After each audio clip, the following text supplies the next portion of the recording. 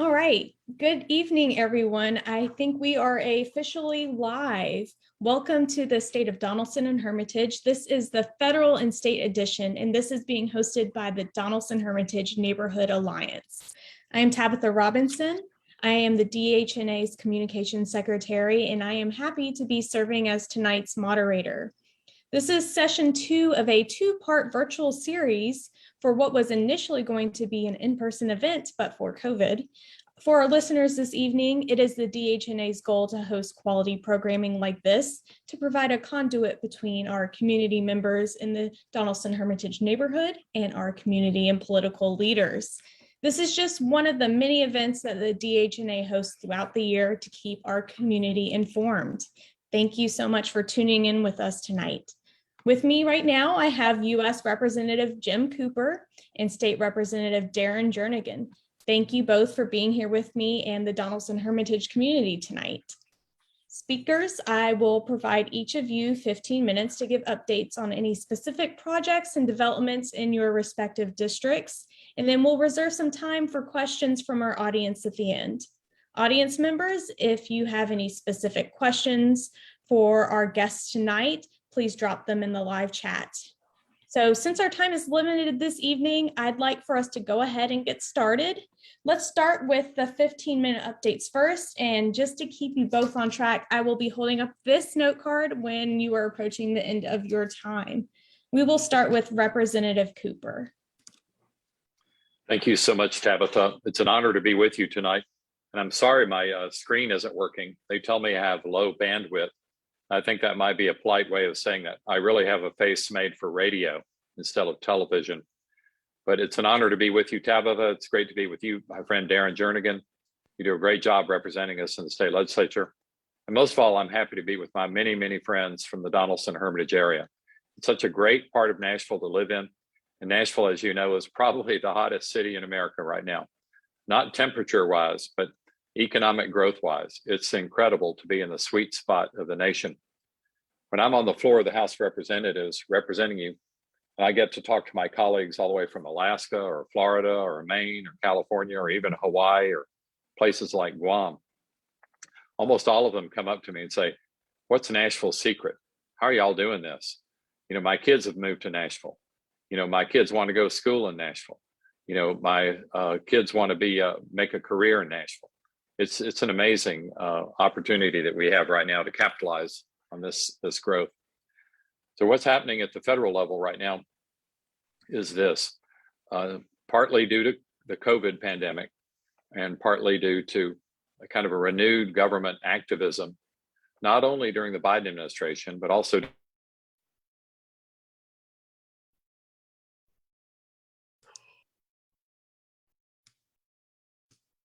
so close.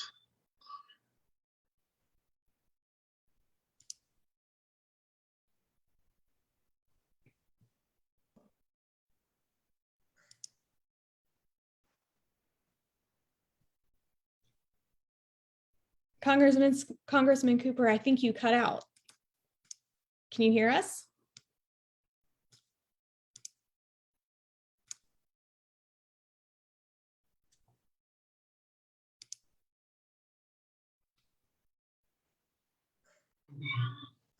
I texted him to let him know that the Trump administration. Okay. You can't hear me now? Yep, we got you. Yes. Well, I apologize. I don't know what's happening to the bandwidth here. Basically, never has more federal money come to Nashville and Tennessee than today. The governor had a meeting in which they were trying to spend $3.9 billion sent by the federal government. And it was too much work for them to figure out how to spend the final $492 million.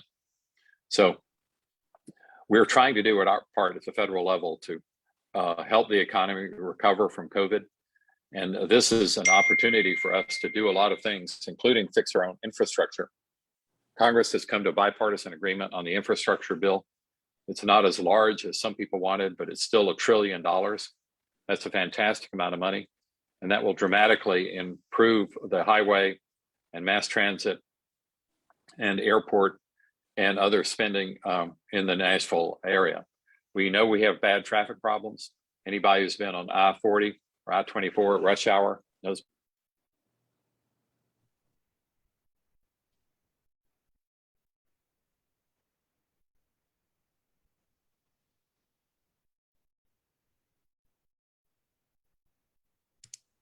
Like the bandwidth problems again.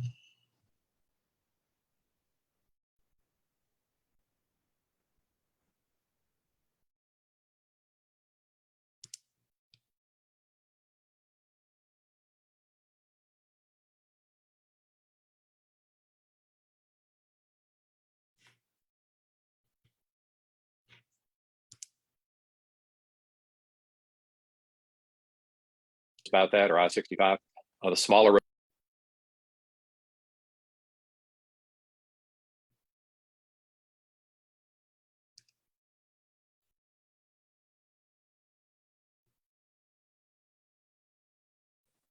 Why don't y'all take over? My internet is just too bad. I'm sorry. Totally understand. I'll try to get to a better location if I can, but it might take me about 10 minutes to get to a better spot. Yeah. No worries. Representative Jernigan, why don't you go ahead and get started to allow Congressman Cooper to get to a better spot? Okay, I will tag team with the congressman so he can collect his internet and he can continue with his update. So I'm going to start with the district and kind of move my way from update on the district and then move to what's happening down at the legislature as we're about to go back into a special session. So I have several topics that I want to address. I want to start with TDOT, our friends who pave our roads, supposed to pick up our trash and basically get us around and have us look nice. So I'm gonna start with the paving. I think a lot of you noticed, especially if you're traveling downtown from Hermitage and Donelson, that I-40, the signs are up to be paved. I did talk with TDOT last week, and that the paving project, as much as I can get out of them, will be completed by Thanksgiving. So at least gives you a time frame, because they're about a month and about 6 weeks now away from having to have that completed. I had previously mentioned about a month ago that Lebanon Pike scheduled to be paved from Stones River Bridge to Highland View, which is around where McKendree Village is. And that was supposed to be done in August. It was delayed, and I found out why. That the paving of Lebanon Pike was delayed. It was because of the railroads. And I'm sure as the congressman knows, that short of national security, we have to have the railroads permission just about for anything. And so what it is that particularly the railroad just east of Old Hickory Boulevard on Lebanon Pike that crosses over. And not to get too far in the weeds, but the comptroller put out a report saying that that's private property. The railroad bought that private property, and now TDOT has to purchase those easements in order to pave over them. And working with the railroads are notoriously difficult, like working with Congress. And so we will probably be a year and a half before we are able to pave the rest of from Lebanon Pike, from Stones River to Highland View. For those in the Donelson area, there's the bridge on Briley Parkway and Elm Hill Pike has a huge dip in it. In the next few weeks, that's going to be leveled out.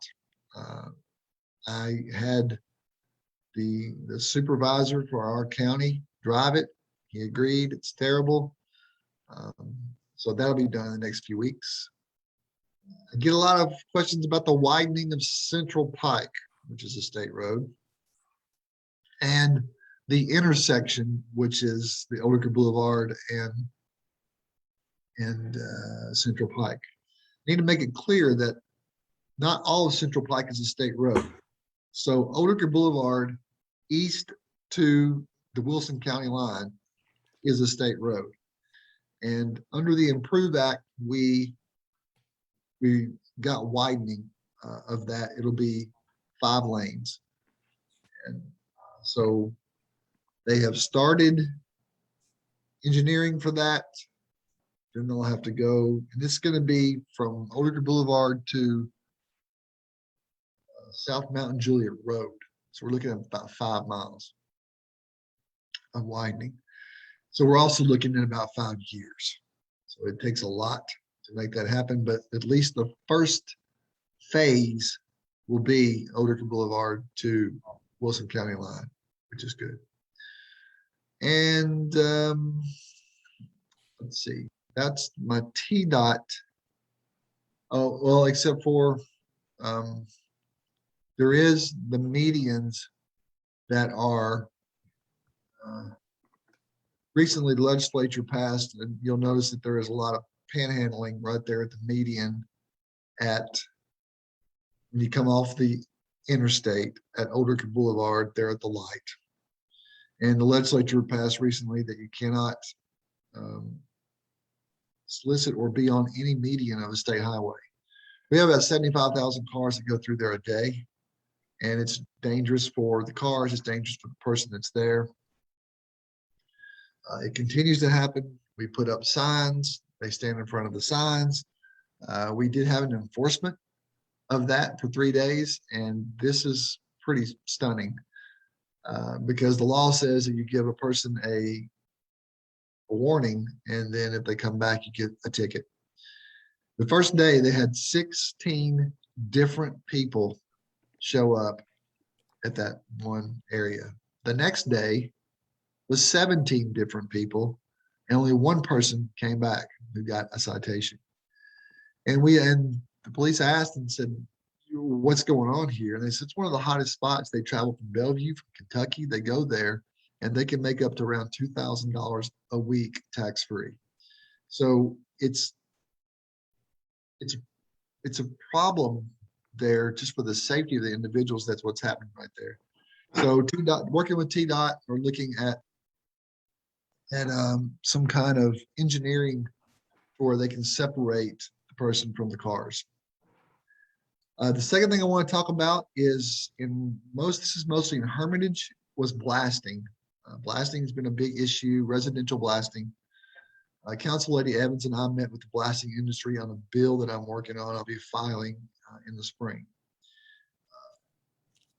It hasn't been updated since 2008, but the bill that I'm introducing will lower vibrations by 0.5. It will increase the pre-blast communications with neighbors with an opt-in for text messages, for emails. It's kind of like if you know it's coming, and then so you're a little bit more prepared. If I tell you a road is going to be shut down, and I tell you that over and over and over again, and then that day you take the road, you're like, oh gosh, I forgot the road was going to be. And so instead of calling me up and yelling that the road's closed. So pre-blast communication is important. And then we're going to update some antiquated language from 1978. I'm hoping that this is going to really help address some of the blasting issues in Hermitage. Litter has been a topic, not only in Hermitage, but in Donelson. I don't know what's wrong with people's trash cans or why they don't want to keep it in their car and clean the car, but it comes out. So I have filed a bill that legal's working on right now that will create litter enforcement corridors. And what that does, it will allow TDOT, the state, and it will allow Metro government to create these corridors that are chronic with litter. You can have a fine up to $1,500 and mandatory community service hours for litter pickup on the place where they littered. In that bill, we're also going to have a section that's going to protect the workers, the people that are out there, similar to you have construction workers where fines will be doubled if you harm or injure some of those people that are out there picking up trash, especially on our behalf. Also, I'm working on a Welcome to Hermitage Gateway sign, and I'm working with Councilman Roten on this project. The location of the sign, remarkably, is similar to where the panhandling was occurring. Is when you come off the I-40 ramp, it's right there at that light. There's a huge state median right there. And working with the DHNA on the funding and the maintaining of the project. Currently, Metro is putting together an application to present to TDOT because the local government has to present that. And when we finally get final approval, we're looking at the summer of next year for some kind of installation. Did mention earlier that we were probably going into special session. Well, we are definitely going to special session next week that the governor has called. Specifically for the Ford deal, it's a $5.6 billion deal for a plant outside of Memphis in Haywood County. It's what's affectionately known as the mega site that's been there for years to try to attract a big development like this. It's about 5,700 jobs. State's price tag, it looks like about 500 million. Yet to see the details on that. So that's where the devil is, obviously. At this point in time, I'll be voting yes on this project. And my decision-making process on that was basically what GM did for Spring Hill. And what GM did for Spring Hill was I'm confident that if GM wasn't there, there'd still be farmland out there. And nothing that's wrong with farmland, but it just created not only jobs, but then you have a McDonald's pop up and a Walgreens pop up, and it created more industry. And there was businesses that support the GM plant, and Haywood County is very depressed. And it would mean the world to have those kind of jobs. Now, these jobs are well-paying, good-paying jobs, UAW jobs that are coming in. And what really put it over for me was the making of these vehicles will be green. Right, we have climate issues. This is part of solving that kind of problem, and I'm hoping that maybe the congressman can address this. That we're going to have some kind of climate change money to come forth, but we all have to do our part. There is possible that a second COVID session could be scheduled week after for 2 weeks. This is the COVID session that's considering vaccine mandates. Don't know a lot about that. Not sure if they have the votes to create one. This is not being called by the governor, so it's being called by the legislature. We need 2/3 votes from both chambers, from the House and the Senate. So I would just say stay tuned about that. And last, I can say that redistricting is underway. It should be more clear, at least in the House, by November, what kind of lines we're looking at. I don't know what Donelson Hermitage, and frankly for me, I have half of Old Hickory, what's going to look like just yet, but keeping my finger on the pulse of what's happening there as much as I can. So redistricting happens every 10 years. It's based on the population. Nashville's grown, well, Nashville's grown quite a bit, so the state. We're going to lose probably 1 seat in Shelby County. We're going to lose 1 seat in West Tennessee and 1 seat in East Tennessee, where members will probably have to be put together to create a seat.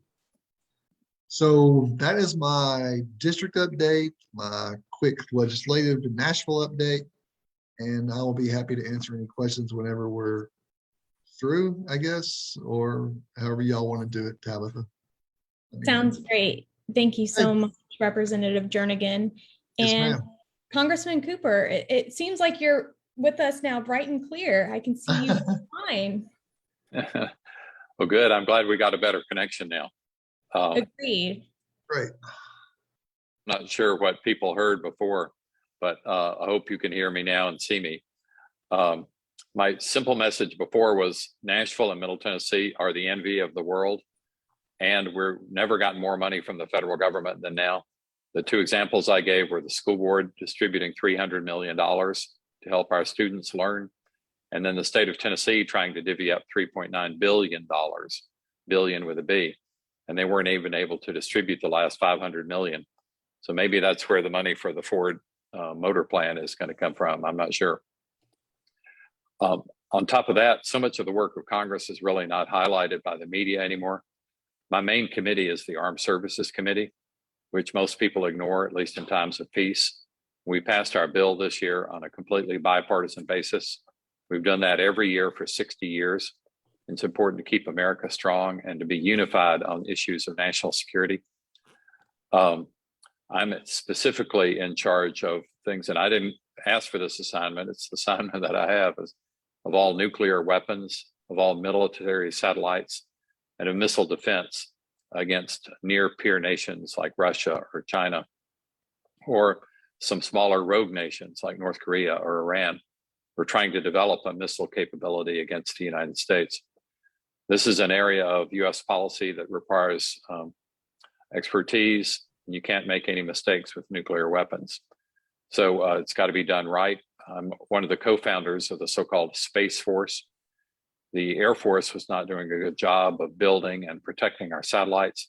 So now there's the first new branch of the US military since 1947 to look after our satellites, because they are the infrastructure on which virtually everything from our GPS to our ATMs to our TVs and cell phones depend.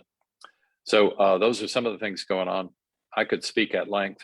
I'm hoping some of the infrastructure money, transportation money will help Darren and the priorities he was talking about, extending Old Hickory Boulevard to Mount Juliet, widening the roads, things like that.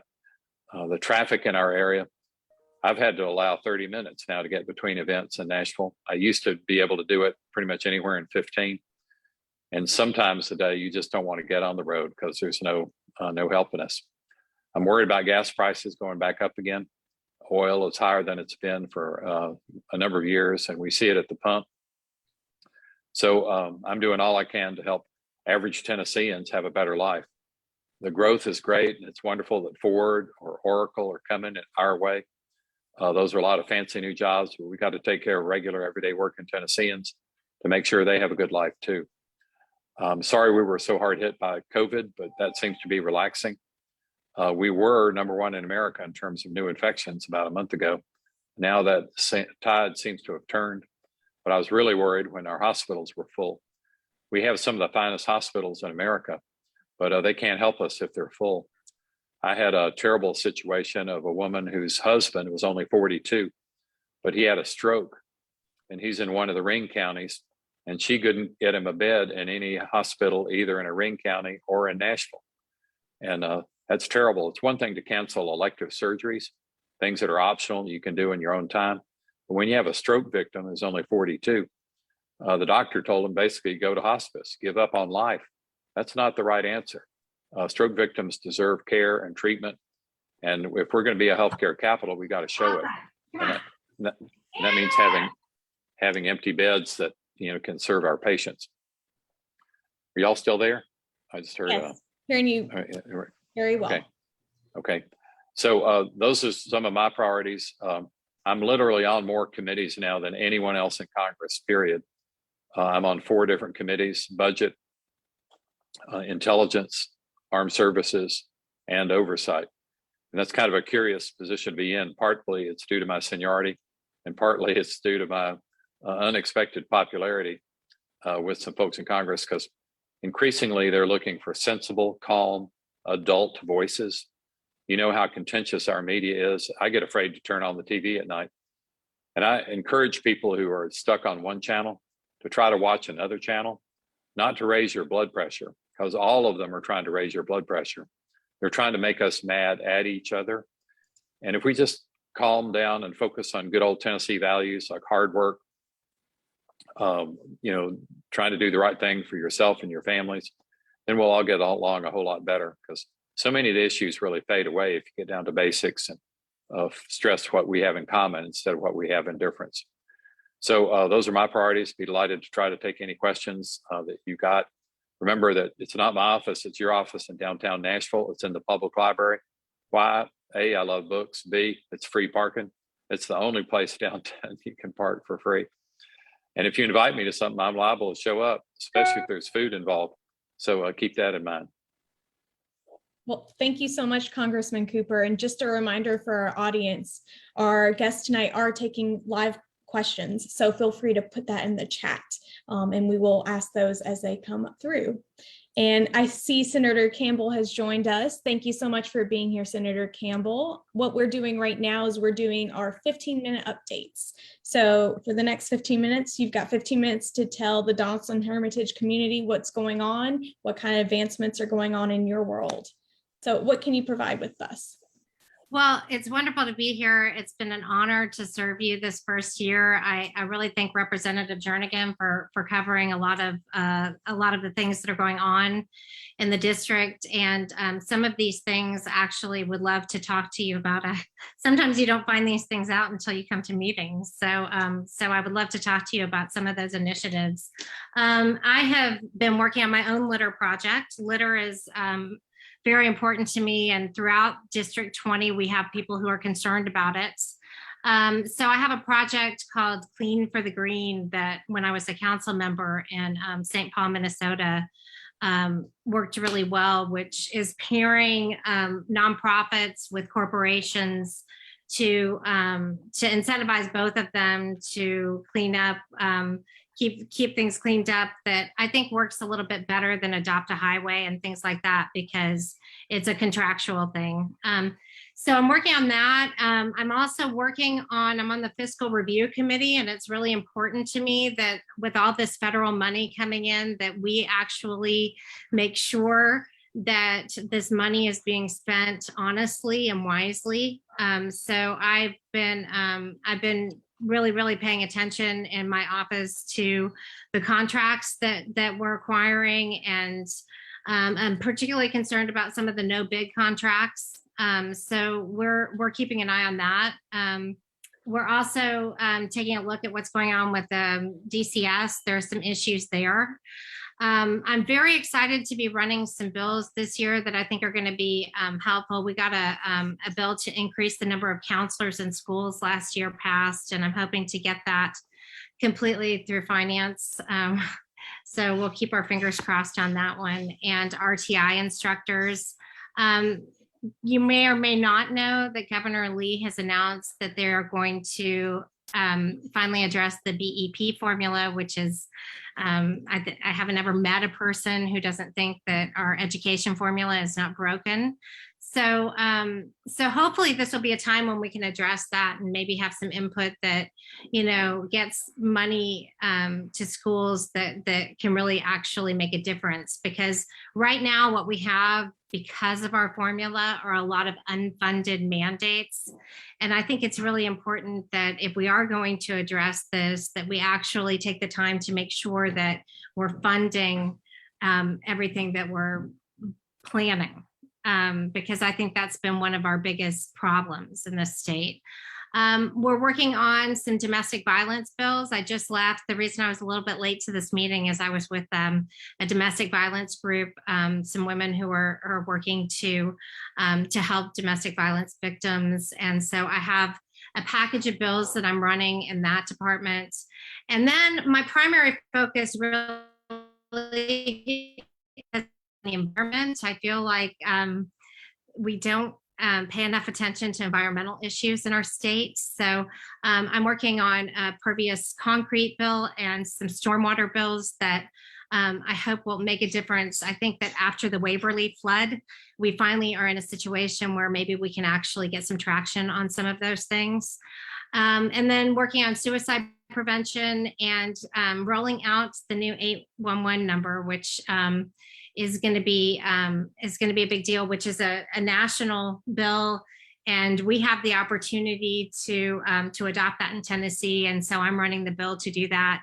I think I know that we found during the pandemic that our suicide rates have gone up, and now more than ever, we need to make sure that we're addressing that and getting people the help that they need before it's too late. And then other than that, I just want to say that I always want to hear from you. So feel free to give me a call. My cell phone number is on my website, and would love to hear from you. Feel free to recommend bills or let me know if you're having issues that I can help you with. I would love to talk to you about them. And Thank you. Thank you, Senator Campbell, for your update. We're going to move on to some questions from our audience. And Congressman Cooper, I actually have a question for you. I know you've been very involved in working towards improving our nation's infrastructure, and I think you had alluded to that at the beginning before you reconnected with us. But you've been very involved with infrastructure, most notably by your vote for the largest bill in America's history. I believe it's $1.5 trillion being put towards infrastructure like broadband, improving our roads, fixing our schools, things of that nature. Can you tell us more about that infrastructure bill and what would be in it for Nashvillians? Well, it's really good news. This is the biggest bill since the Interstate Highway Bill in the 1950s, and that's when Dwight D. Eisenhower was president. So this is really important. Most engineers and experts give our current infrastructure not very good grades. We're a little bit better than average in Tennessee, but we still have lots of problems. This bill would give our Tennessee Commissioner of Transportation, his name is Clay Bright, and he's a real professional, but it would give him almost double the amount of money that he's had in the past to fix our problems. So there's a lot of discretion at the state level how the money is spent. Some of it is directed at the federal level, like some of it has to be spent on mass transit. Some of it has to be spent on broadband. Some of it has to be spent on some of the greener priorities that some states might otherwise not favor, because most states have really liked to put the money into highways, into bridges. Lord knows our bridges need to be safe. We have a ton of work to do over in the Waverly area because of all the flood damage over there. But remember, we had our own terrible flood in 2010. And this bill should help. I know that Commissioner Bright is very excited about the possibility of getting the money. A large part of it will come to Tennessee just automatically by formula, by population. And in general, in any bill that goes to the 50 states, Tennessee gets about 2% of it because we're one of the 50 states. But there are other pots of money that Tennessee will need to apply for. And in general, Tennessee has not been very aggressive at applying for federal grants. I'll give you an example of the best local institution in terms of aggressiveness. They're really good at hunting down federal money. And that's Vanderbilt University. They are unbelievable at spotlighting grants that are available or might be available, and then putting together a good application to get that money. The Beacon Center, the conservative think tank, pointed out that Tennessee was perhaps the worst state in America in terms of not applying for, not getting, and not spending money, especially money designed for poor people and middle class folks. We were behind $760 million in terms of unspent money, unapplied for money. And I'm hoping we don't have that situation with this highway money. There are other pockets of money that Tennessee has not bothered to even accept from the federal government. One of it is for Medicaid expansion so that all of our citizens could have health insurance during this pandemic. 38 states have accepted the money, 12 states has not, and Tennessee is one of the 12 states that's refused that money. This year, we had an extraordinary situation where the Biden administration was even offering states like Tennessee an extra $1 billion if they just accepted the Medicaid money. And guess what? Tennessee not only turned down the extra $1 billion, they were almost prideful in turning it down. And it's hard for me to understand folks who don't want to help their fellow man, especially when the federal government is offering to pay, in this case, about 90% of the bills. And we can have our arguments and disagreements, but especially during a pandemic, people need health insurance. People need to be able to make sure that themselves and their family are protected. And I'm a strong believer in health insurance for all. So these are some of the things going on. I forgot to mention that last year I got passed into law repurposing the Old Hickory and Cordell Hull dams. We're all familiar with the Old Hickory Dam. It's right there with us. And believe it or not, under the old federal law in the 1940s, that dam was not allowed to be used for flood control. And as we know, after the 2010 flood, we need to use the dam for all sorts of purposes: recreation, navigation, and guess what? Flood control. The Army Corps of Engineers not only didn't help me in this fight, they fought me every step of the way. And they're studying it, but I'm hoping their study will turn out that they need the extra flexibility to fully manage that dam to protect everybody downstream, because it's the only protection we've got in the event of a terrible flood. And we didn't make maximum use of that. So those are some of the things going on. Thank you for that question. Of course. Thank you, Congressman Cooper. I'm going to move on to our next question, and this is for Senator Campbell and Representative Jernigan. So our members have noticed an uptick in litter issues, especially along the ramps of I-40 and Briley in the Donelson Hermitage area. And is there anything we can do to address this and the general littering problem that we have? For example, can we start looking at increasing litter fines? Is there something that TDOT can do to improve this? I know it's a huge issue for our members, so any information that you both can provide on that would be very helpful. And Representative Jernigan, let's go ahead and start with you.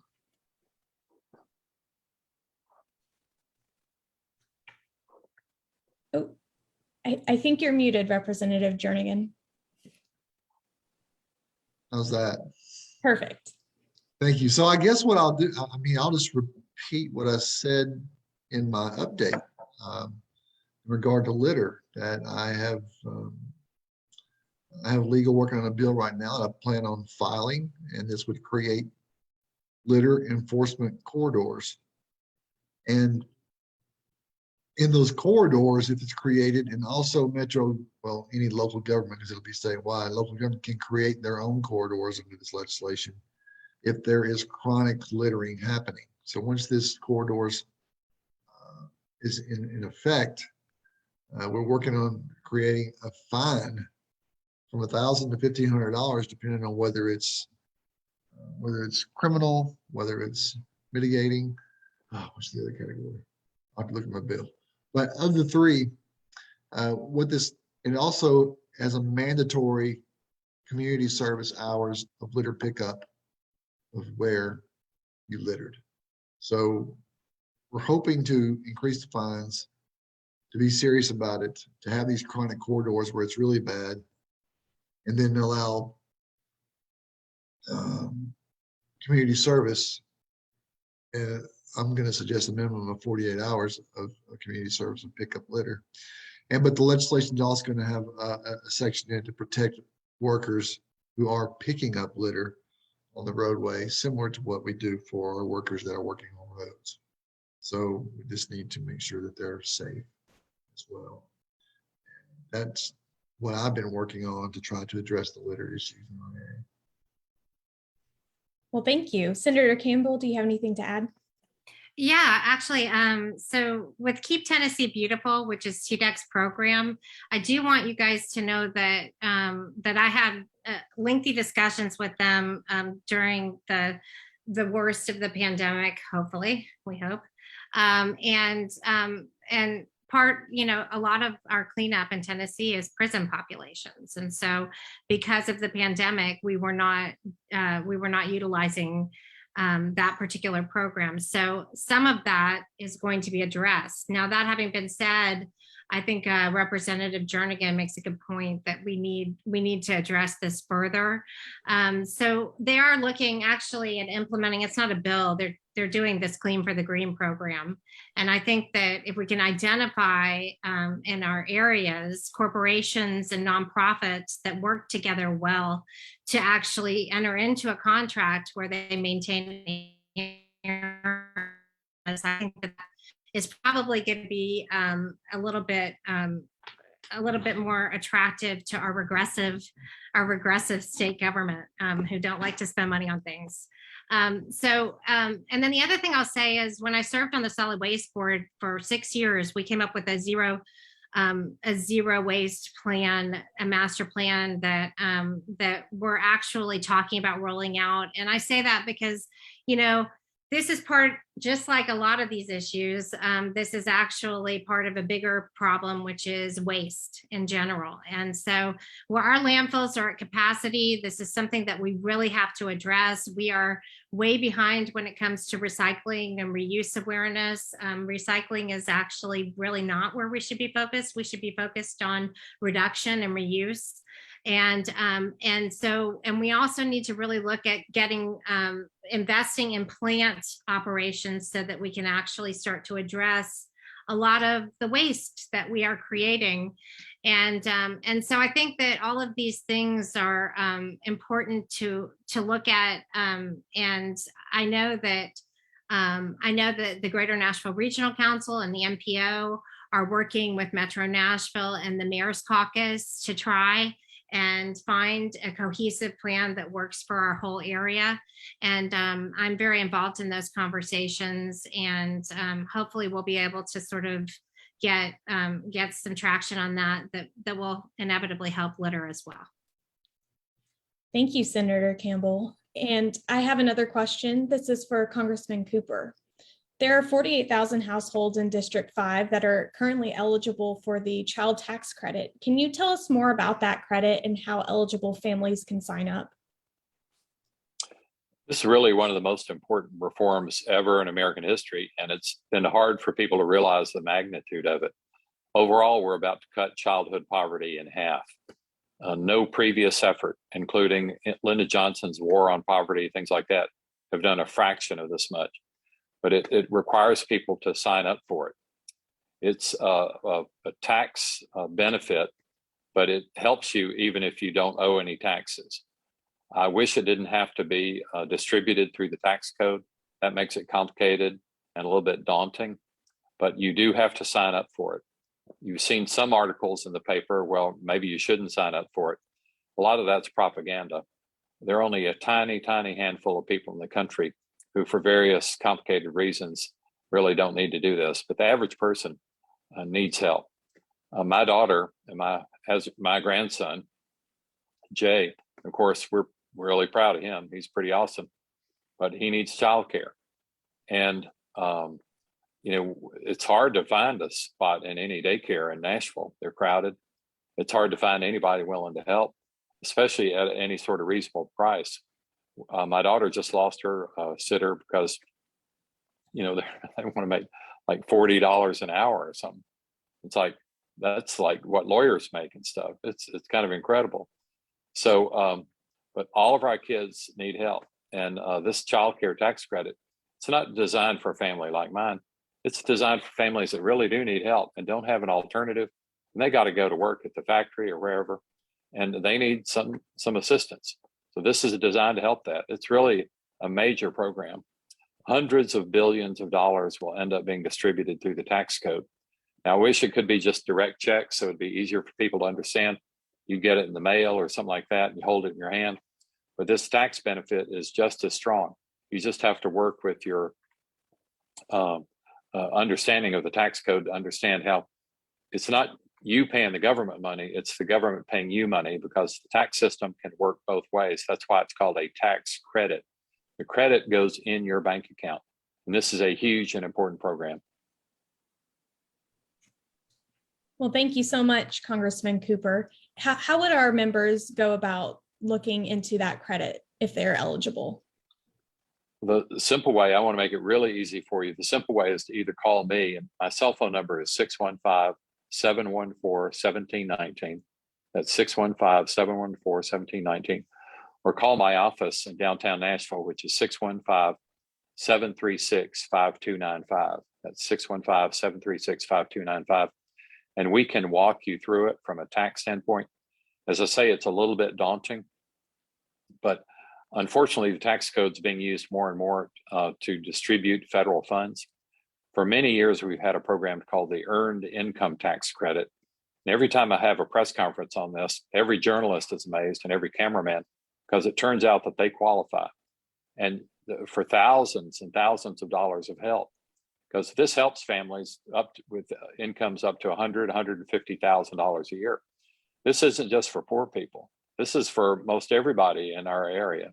So It's a very helpful program, especially if you have kids, especially if you have lots of kids.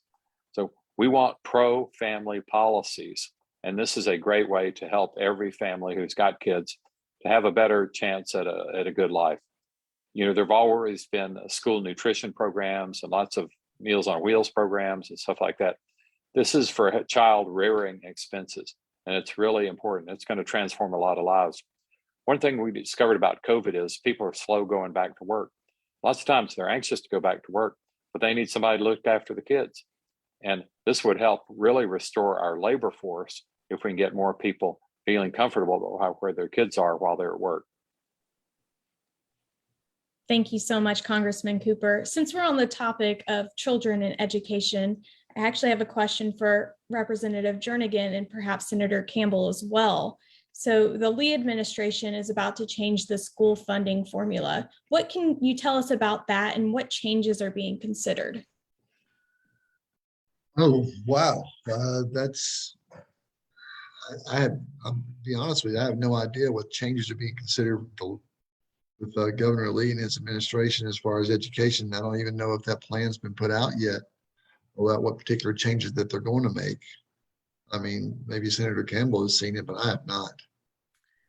So what I have seen, and I agree with you, Representative Jernigan, we don't know completely what the plan is, but what I have heard from the Lee administration is that a lot of this is focused on charter schools.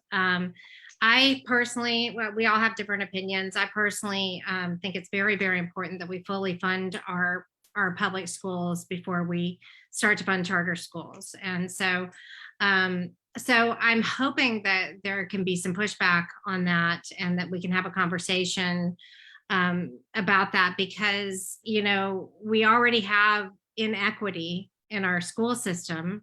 Some schools are much more successful than other schools. And so inevitably what we end up with is basically economic segregation in terms of the way our schools function. And so I hope that this is not a plan that is actually going to exacerbate that. There is a fabulous documentary that I really, really recommend to all of you about our Nashville school system. It's called By Design. And it was put together by the Public Education Foundation, I think. Anyway, if you look it up, By Design school film, and take an hour or so to watch that, I think it really, really is helpful to get some insight into how we got to where we are, because Nashville is a unique city in terms of how our public education system ended up in the situation that it is. Thank you so much, Senator Campbell. I'm getting a lot of questions in for Congressman Cooper. So Congressman Cooper, I've got another one for you. This is the question. It's 85 degrees today and it's October 12th. So what is being done in Washington to combat the growing threat of climate change? Well, never has the federal government taken climate change more seriously than it is today. But remember, we have a lot of recovering to do because the previous administration really didn't focus on it at all. In fact, President Trump pulled us out of the Paris Climate Accords. We're actually going backwards for a while. There are a lot of green elements in the infrastructure package, subsidies for electric cars and things like that. There's way more in the larger bill, which I hope we can pass, the $3.5 trillion bill, which would have the most far-reaching climate change efforts that America has ever seen. Now, different states have different priorities. I'm thankful that we don't live in the oil patch in Tennessee, because that makes it hard for states like Texas and Oklahoma to support this sort of stuff. But remember, Pennsylvania with fracking, and they've moved into the oil patch too. So the price of solar has come down so much. I'm hoping we'll see a lot more of that. Our former governor, Phil Bredesen, has actually been pretty big in that area with his company, Solar Ranch. The Ford Motor Company moving to Tennessee has persuaded a lot of grassroots skeptics that maybe there's something right with these green vehicles. You know, one of my colleagues in the delegation was all against electric cars a month ago, but after the Ford announcement, suddenly he's seen the light. I hope everybody will see the light, because we all need to be doing as much as we possibly can to save our planet, save our climate. These extreme weather events are devastating. I remember growing up in Tennessee, we never used to see tornadoes, and I don't want to ever see another tornado. It seems like the tornado belt has moved our way. That's not good news. But almost every part of the planet is being affected right now. Most places are being damaged. We need to do all that we can to keep our planet safe. There's no planet B for us to go to. And these bills, I'm sure we could be doing more, but we have to get the votes to help us do more. And things like the Ford plant locating in Tennessee might round us up a few more votes in the Tennessee delegation. Because right now, of our 9 congressmen in Tennessee, there have only been 2 votes for progress. The other 7 votes, almost reflexively, automatically, have been against doing anything. And needless to say, our 2 senators now have not been helpful. So for Tennessee to lead, we've got to take advantage of that. Remember, we missed an opportunity almost 20 years ago when our own Al Gore ran for president. And if he'd been elected president, and he would have been elected president if Tennessee had just voted for him. So we lost an opportunity there, and it set us back almost 20 years in this climate fight. So now we have to take up the reins and make up for that and make up for lost time. Thank you, Congressman Cooper. I actually have a follow-up to that. So one of the perils of electric vehicles is having accessible charging along major freeways and thoroughfares. Is there anything in the infrastructure bill that covers anything regarding electric vehicles and charging? Yeah, there is. There are not only subsidies for owning vehicles like the Nissan Leaf or the Tesla, also our own TVA has gotten in the fight for putting these charging stations. TVA has been extremely reluctant to interfere with local distributors, but in this case, they've been willing to override local distributors. So that at least along our major highways, there will be charging stations every few miles. So you will not have to fear losing your charge. There are also a number of private companies who put them in, and they are finding that these are attractive for business. And, for a long time, our charging stations were largely empty, but I think you're going to see more and more being built, and I'm thinking you're going to see more and more being used. That's what's really important. Well, thank you so much. And I actually have another question for you. What are the next steps in the debt limit increase? Well, the debt limit fight is really, it shouldn't be a fight, because all it does is ratify the spending that you've already agreed to. So for my rascal colleagues in Congress to agree to all this spending and then renege on paying for it is like, doesn't make much sense. This is about like denying that you just ate breakfast and it's lunchtime. They all had breakfast and now they're pretending they didn't have breakfast. So it's a real opportunity to have a political fight, though, because you can look holier than thou and pretend that, oh, you were never for this. Well, the truth is, like with the infrastructure bill, that's a bipartisan bill. Plenty of Republicans and plenty of Democrats are for that. And if we want to spend that money, we've got to figure out how to pay for it somehow. Now, right now, mainly due to COVID, we have a World War II sized debt. It's the largest it's been in 60, 70 years. And it took us a long time to pay down that debt. We can and must do the same with this debt. But right now, the most important thing is to keep our economy growing, to keep people's hopes up, because the worst thing that could happen for our nation would be for us to fall into a depression. And we came dangerously close to that in the 2008 financial collapse. And that was not COVID. That was the irresponsibility of some of America's largest banks, Wall Street fraudsters, and folks like that. So we've had a lot to overcome in recent years. And that's not even talking about the local stuff like the 2010 flood in Nashville and the tornadoes that have hit. Most recently, the Donald and Hermitage area. I was out there with my chainsaw. It was amazing, the devastation that went through parts of Hermitage in particular. So, but it's the purpose of government is to carry the risks that individuals cannot carry. We band together for a purpose. It's like neighborhood barn raisings back in pioneer days. We can help each other. This is all it is simple application of the golden rule, because we are stronger together. Stronger together. That we are. Thank you so much, Congressman Cooper.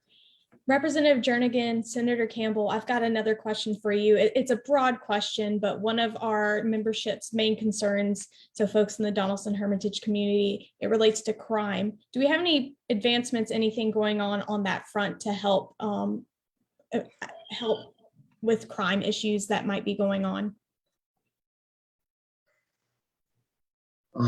Boy, okay, I'll take a stab at that. I recently met with the commander in the Hermitage precinct, and it really, I mean, I'm not one to try to pass the buck. It's really a Metro issue when it comes to crime and the enforcement there. But I did speak with the commander about how we can increase communication between the highway patrol and Metro on the streets. I did take a tour last week of the Tennessee Law Enforcement School, which is right there in Donelson, right next to the YMCA.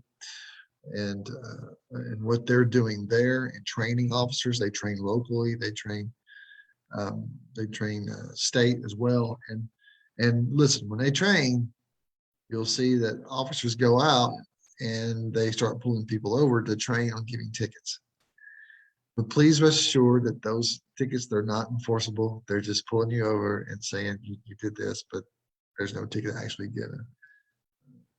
But really, what I was trying to do is to increase communication with state and Metro when it comes to crime. I do know that Councilman Roten and Councilman Evans and I am on a meeting with them in about a week, especially around the Hermitage area, with the Kroger,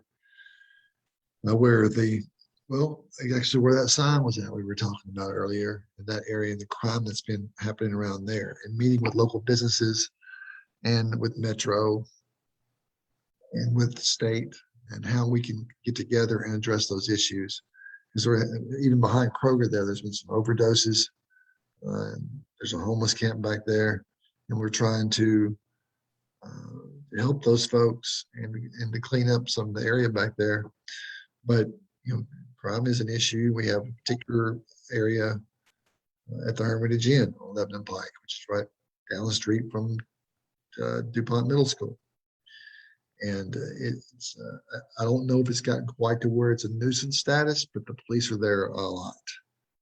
And that's one. But I would encourage you all, especially when it comes to local crime, to reach out to your council member and get them more fully updated. Yeah, and I'll just add that the Davidson County delegation has just met with the new housing official at the mayor's office, and Dr. Troy White, and he is focused. So we have big city issues. We're starting to have really, really big city issues, right? Because we're getting big, and consequently, especially because of the pandemic as well, we do have a lot. Crime has increased significantly, and we have a lot of homeless people. So, I think that addressing that is going to make a difference. They have they're using a surge of federal resources to house over 500 of our homeless neighbors, and more than half of those are households with children. And they're continuing to focus on the unhoused population, which has grown as individuals have shifted from shelters to outdoors due to the COVID-19 situation. They're working on approval from the council for funding of mobile housing navigation models, and additional Metro staff. 4 Metro staff people have been added for homeless encampments. The first 2 started on September 13th. They are doing camp cleanings, weekly dumpster pickups, installation of fencing, removal of structures that are not inhabitable. They're documenting and arresting drug-related criminal activity. And then also the Nashville Fire Department's engaging on recent fire reports. And then, I don't know if you have access, or have you ever taken a look at crime mapping, but that's a good way to kind of keep track of what's going on in your area. And when we look at Hermitage and Donelson, it's not as bad as some of the other areas of Nashville, but it's still something we're really concerned about. And then lastly, I'll say that Chief Drake is very aware of this and is also working very hard to develop an approach to trying to address some of the crime issues that we're facing. Thank you, Senator Campbell. Well, we've only got a few more minutes left in our live, so I want to open it up to the floor for any final thoughts or anything you would like to relay to the Donelson Hermitage community. Congressman Cooper, let's start with you. Well, thank you, Tabitha. It's an honor to be with you tonight, and I'm especially glad to be with Heidi and with Darren. Heidi does a great job for us in the state Senate. We're so proud she's there. Darren, everybody's known Darren forever. You know, he served us well in the council and now in the state legislature. He's just an awesome individual. So I hope people will use that phone number I handed out earlier, my cell phone, 615-714-1719. It's a great way to cut through red tape. Just today, I've probably gotten 6 or 8 calls from folks who really needed help in various types of things. And sometimes it's just a passport issue, but that can really mess up your plans for vacation. Seems like a lot of folks are focusing now on Halloween, Thanksgiving, Christmas. Some people are thinking about traveling, and the passport office is way backed up because they've had COVID problems too. So go ahead, if you think you might need a new passport, go ahead and apply for it. And remember, if you have less than 6 months left on your passport, they're not going to let you out of the country because they want to make sure there's plenty of leeway there. And that's a trap for the unwary with passports. There are lots of federal red tape issues. We can help you cut through those. So please call on me if I can be of any assistance. Again, my number is 615-714-1719. Thank you, Congressman Cooper. I need to go check my passport now. Senator Campbell, do you have any final thoughts for our community? Well, thank you so much for this opportunity to speak with you tonight, and to Congressman Cooper and Representative Jernigan. And I just I came in at the tail end of Representative Jernigan's comments, but I do feel like he covered a lot of things that that I think are really important, especially specific to Hermitage and Donelson. And you know, I just also want to say that I'm really, really thankful for our teachers and for our healthcare professionals. And I want to make sure that we're sending them some love because they work really hard for us. And I'm talking to them every day, and sometimes it can be difficult. So so I just wanted to flag that, and thank you again for this opportunity. Thank you, Senator Campbell.